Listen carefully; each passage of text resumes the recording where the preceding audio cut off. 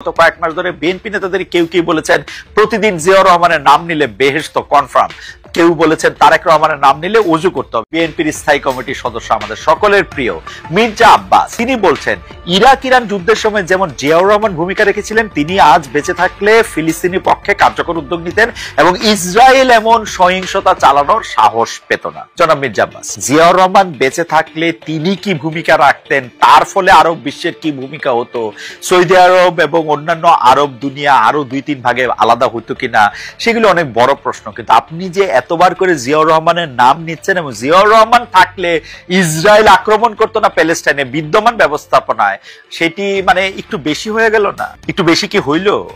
আপনারা কি একটু বেশি বেশি বইলা মানে জিয়াউর রহমানকে অথবা খালেদা জিয়াকে অথবা তারেক রহমানকে ওই শেখ হাসিনার নামে যেরকম একটি বন্দনা সৃষ্টি হতে হতে শেখ হাসিনাকে হযরত বলতে বলতে শেখ হাসিনাকে একরকম আলাদা অতি মানবিক জায়গা দিতে চেষ্টা করতে গিয়ে তাকে অমানবিক করা হয়েছিল, সেইটাই কি আপনারা আসলে চাইতেছেন?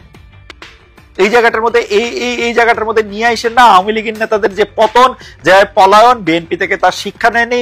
তাই গত কয়েক মাস ধরে বিএনপি নেতাদের কেউ কেউ বলেছেন প্রতিদিন জিয়াউর রহমানের নাম নিলে বেহেশত কনফার্ম, কেউ বলেছেন তারেক রহমানের নাম নিলে ওযু করতে হবে। বর্তমান ফিলিস্তিন পরিস্থিতির সঙ্গে প্রেসিডেন্ট জিয়াকে জুড়ে দাও আমাদের মতে তেমনই একটি প্রবণতা।